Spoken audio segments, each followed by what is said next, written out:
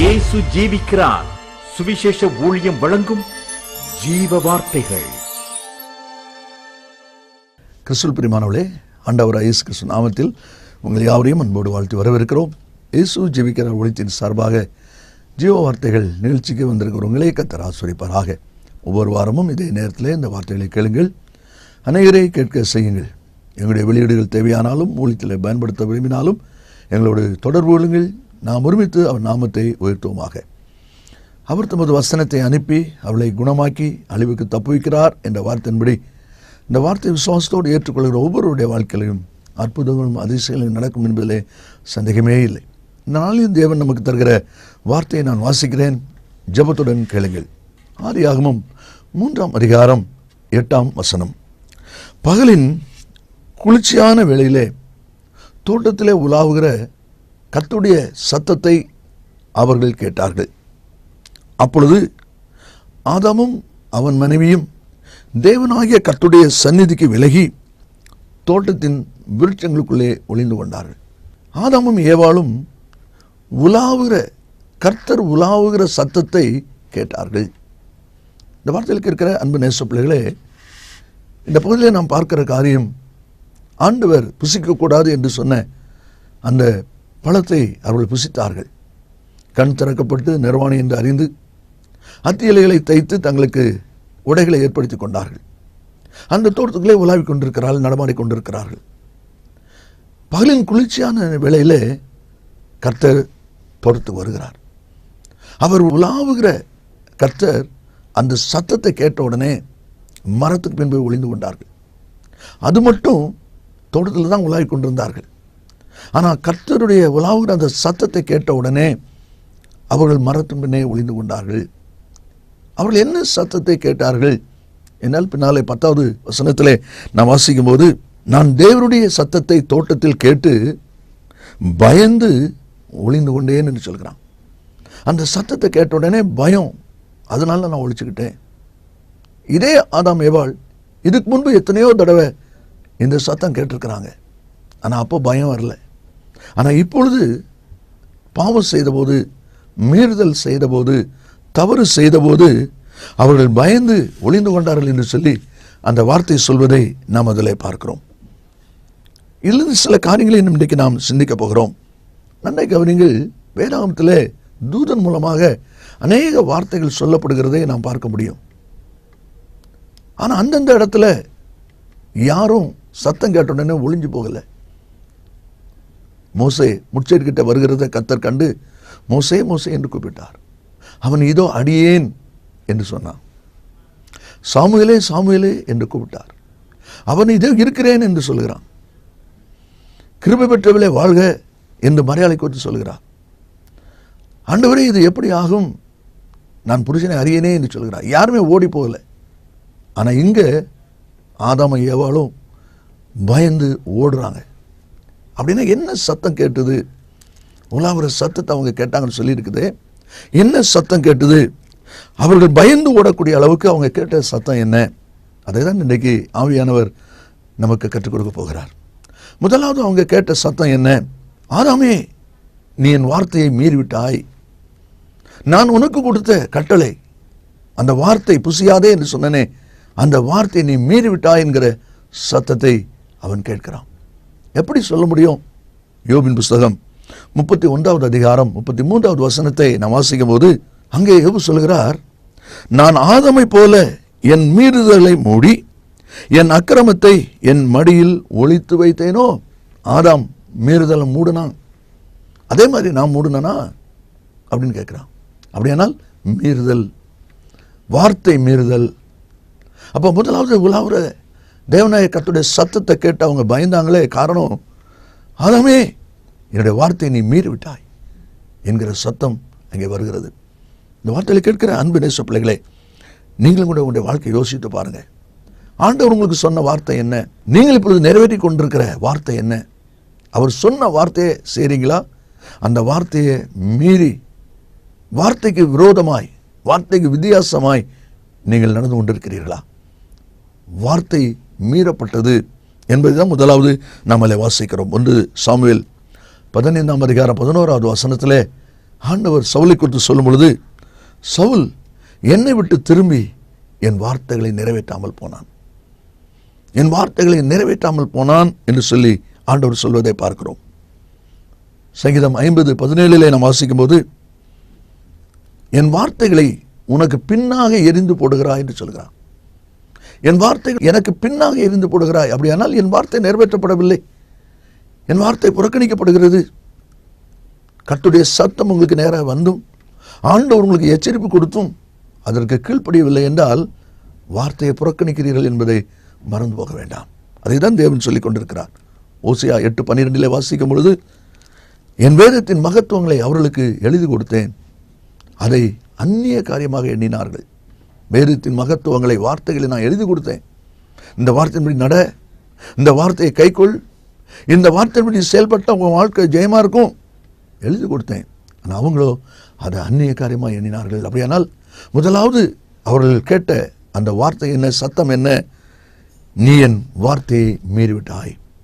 இரண்டாவது அவங்களை பயப்படுத்தின அந்த சத்தம் என்ன? ஆதாமே, நீ என்னை மனஸ்தாபப்படுத்தி விட்டாய். என்னுடைய சாயல் ரூபத்தின்படி உன்னை உண்டாக்கி அருமையான தோட்டத்தை தந்து சந்தோஷமா மகிழ்ச்சியா இரு என்று சொல்லி நான் வச்சிருக்கிறேன். ஆனா நீ என்னை மனஸ்தாபப்படுத்தி விட்டாய். எப்படி சொல்ல முடியும்? ஆதியாகமம் 6:6 நான் வாசிக்கும் போது, தாம் பூமியிலே மனுஷனை உண்டாக்கினதற்காக கர்த்தர் மனஸ்தாபப்பட்டார். 6 நாட்கள் சிருஷ்டிப்பு, எல்லா காரியங்களும் ஒவ்வொன்றா சிருஷ்டிப்பு, மனுஷன் கடைசியா. அப்ப சிருஷ்டித்தை எல்லாம் நல்லது நல்லது நல்லது என்று கண்ட ஆண்டவர் மனுஷனை சிருஷ்டித்ததற்காக மனஸ்தாபப்பட்டார். காரணம், வார்த்தை மீறிவிட்டான். அவன் கேட்ட இரண்டாவது சத்தம், ஆதாமுக்கு பயத்தை கொடுத்த இரண்டாவது சத்தம், ஆதாமே, நீ எனக்கு மனஸ்தாபம் உண்டாக்கிவிட்டாய்.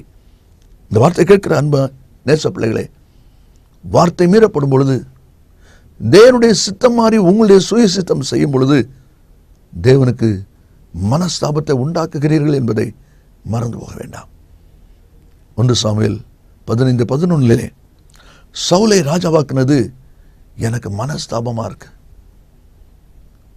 சவுலை ராஜாவாக்குனது எனக்கு மனஸ்தாபமா இருக்கு. மாடுகள் பின்னால போனவனை பிடிச்சு கொண்டு நான் ராஜா ஆக்கியிருக்கேன்.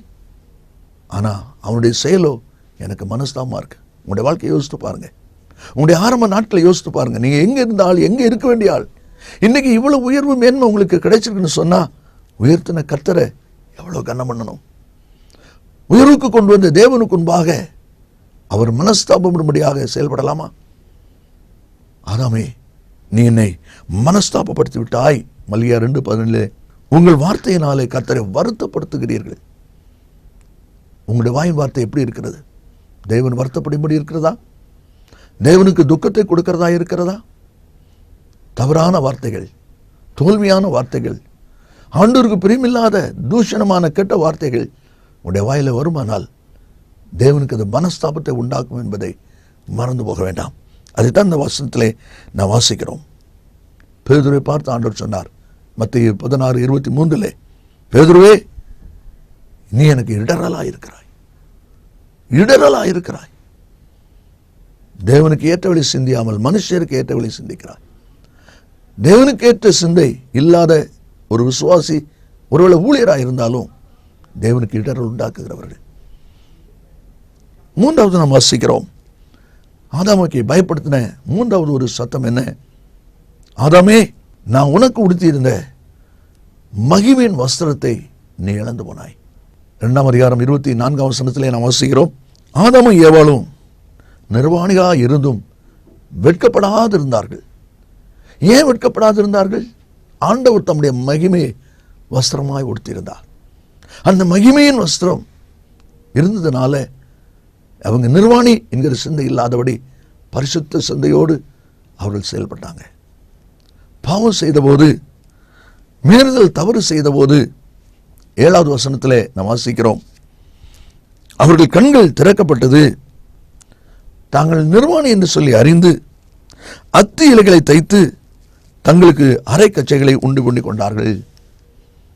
தேவன் அந்த மகிமையின் ஆசீர்வாதத்தை வஸ்திரமாய் உடுத்திருந்தபடினால் அவர்களுக்கு வஸ்திரம் தேவைப்படவில்லை.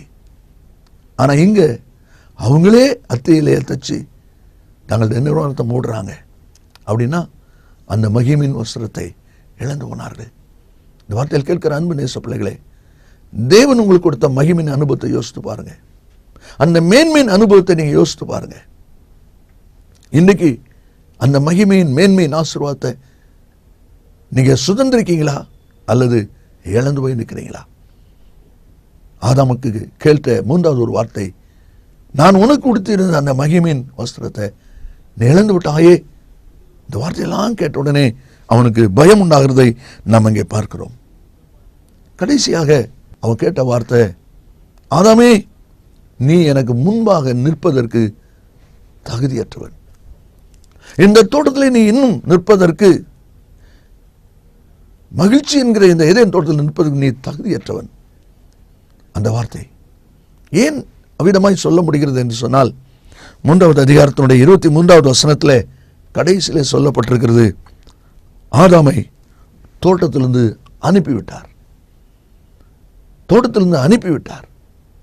24 தோட்டத்தில் இராதபடி துரத்தி விட்டார் என்று பார்க்கிறோம். காரணம் என்ன? நீ தோட்டத்தில் இருப்பதற்கு தகுதி இல்லாதவன். இந்த வார்த்தையில் கேட்கிற அன்பு நேச பிள்ளைகளே, தேவன் உங்களுக்கு கொடுத்த ஆசீர்வாதத்தை சுதந்திரிப்பதற்கு, தேவன் உங்களுக்கு கொடுத்த நன்மையை சுதந்திரிப்பதற்கு நீங்கள் பாத்திரவான்களா என்பதை நினைத்து பாருங்கள். ஒருவேளை நீங்கள் நினைக்கலாம், ஆரம்பத்தில் எவ்வளவு அருமையாக இருந்தது, எவ்வளவு செல்வமாக இருந்தது, எவ்வளவு செழிப்பாக இருந்தது, ஏன் இன்றைக்கு மந்தமான நிலைமை, ஏன் இன்றைக்கு ஆசீர்வாத குறைவு, என்ன நடந்ததுன்னே தெரியல. இல்லை, எங்கேயோ தவறு நடந்திருக்கிறது. அது என்ன தவறு?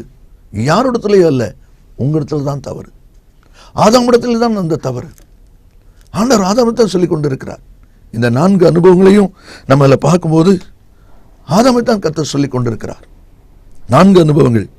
ஆதாமே நீ என் வார்த்தையை மீறிவிட்டாய். ஆதாமே நீ என்னை மனஸ்தாபப்படுத்தி விட்டாய். நான் உனக்கு தந்திருந்த அந்த மகிமையின் ஆசீர்வாதத்தை, உனக்கு உடுத்திருந்த அந்த மகிமையின் மேன்மையை நீ இழந்து விட்டாய், நஷ்டப்படுத்தி விட்டாய். ஆகினாலே நீ ஏதேன் தோட்டத்தில் இருப்பதற்கு தகுதி இல்லாதவன். இந்த வார்த்தையில் கேட்கிற அன்பு நேச பிள்ளைகளே, உலாவுகிற தேவனாகிய கர்த்தருடைய சத்தத்தை கேட்டு பயந்து ஒளிந்து கொண்டார்கள். எங்கெங்கெல்லாம் ஆண்டவர் தம்முடைய ஜனத்தை சந்திக்கிறாரோ அங்கெல்லாம் யாருமே பயந்து ஓடலை. இதோ அடிமைன்னு சொல்றாங்க, இதோ இருக்கிறேன்னு சொல்றாங்க. ஆனா ஆதாம் ஏவாள் மட்டும் பயந்து ஒளிச்சு கொண்டாங்க. காரணம், அவங்க கேட்ட வார்த்தையானது, என்னுடைய வார்த்தை நீ மீறி விட்டாய், எனக்கு மனஸ்தாபத்தை உண்டாக்கி விட்டாய். இந்த வார்த்தையில் கேட்கிற அன்பு நேச பிள்ளைகளே, ஆவியானவர் உங்களோடு பேசிக் கொண்டிருக்கிறார். உங்களை அழைப்பையும் தெரிந்து கொள்வதிலையும் உறுதியாக்கும்படி ஜாக்கிரதையா இருங்க. நன்மை இழந்திருக்கீங்களா? சமாதானம் இழந்திருக்கிறதா? வளர்ச்சி குறைந்திருக்கிறதா? ஏதோ என்று சொல்லாதபடி நீங்கள் தான் எங்கேயோ தவறு செஞ்சிருக்கீங்க. இன்றைக்கு அதை உணர்ந்து ஆண்டவருடைய கரத்தில் உங்களை அர்ப்பணிப்பீர்களானால் நீங்கள் ஜெயம் பெறுவீர்கள். தோட்டத்தை விட்டு அனுப்பும்போது எடுக்கப்பட்ட மண்ணை பண்படுத்த கர்த்தர் அவனை அனுப்பிவிட்டார். அதே போல எதிலே நீங்கள் குறைந்தீர்களோ குறைப்பட்டீர்களோ அதை சீரடையுங்கள். மீண்டும் கர்த்தர் அதே ஆசீர்வாத நேராய் உங்களை கொண்டு வருவதற்கு அவர் போதுமானவராக இருக்கிறார். நாம் ஜெபிப்போமா? இயேசு சீக்கிரம் வரப்போகிறார். நல்ல பிதாவையும் என்று துதிக்கிறோம். உம்முடைய வார்த்தை ஆமென்றும் ஆமென்றும் இருப்பதற்காய் ஸ்தோத்திரம். எத்தனையோ பேர் சத்தம் கேட்டு கீழ்ப்படிந்து சந்தோஷமாக ஏற்றுக்கொண்ட நிலையிலே ஆதாமும் ஏவாளும் பயந்து ஒளிந்து கொண்டார்கள். காரணம், வார்த்தையை மீறிவிட்டார்கள், மனஸ்தாபப்படுத்தி விட்டார்கள், மகிமை இழந்து விட்டார்கள், தோட்டத்தில் இருக்க தகுதியற்றவர்களாக போய்விட்டார்கள். இதை கேட்கிற ஒவ்வொரு பிள்ளைகளும் தங்களை ஒரு விசை ஆராய்ந்து சீர்படுத்தி நன்மை சுதந்திரிக்க உதவி செய்வீராக. அச்சரி இயேசுவின் நாமத்தில் ஜெபிக்கிறோம் நல்ல பிதாவே, ஆமேன் ஆமேன். கர்த்தர் உங்களை ஆசீர்வதிப்பாராக. ஆமேன். கிறிஸ்துவிற்குரியவர்களே, ஆண்டவராகிய இயேசு கிறிஸ்து நாமத்தில் உங்களை யாவரையும் அன்போடு வாழ்த்துகிறோம். இப்பொழுது நீங்கள் காண்பது ஜீவ விதைகள் என்கிற பிரசங்க குறிப்பு புஸ்தகம். நல்ல கவனிகள். இதில் 150 பிரசங்க குறிப்புகள் இருக்கிறது. இது பிரசங்கிக்கிறவர்களுக்கும் பிரயோஜனம் உள்ளது, வேதவசனத்தை பகுத்து அறிய விரும்புகிறவர்களுக்கும் இது பிரயோஜனம் உள்ளது. அதனால இது தேவையானவர்கள் என்னுடைய விவரத்தை இடத்துல கேட்டு நீங்கள் பெற்றுக்கொள்ள உங்களை அன்பாய் அழைக்கிறோம். கர்த்தர் ஆசீர்வதிப்பாராக. மேலும் விவரங்களுக்கும் உங்கள் ஜெப தேவைகளுக்கும் நீங்கள் எங்களோடு தொடர்பு கொள்ள வேண்டிய முகவரி, ஜீசஸ் லிவ்ஸ் காஸ்பல் மினிஸ்ட்ரீஸ், சகோதரர் John M Jeyaraj, 123A Donavur road, Mavadi, Nellai மாவட்டம், தென்னிந்தியா 627107. Cellphone 9441132292. Email yesujeevikirar@gmail.com. Website www.jesuslivesministries.org.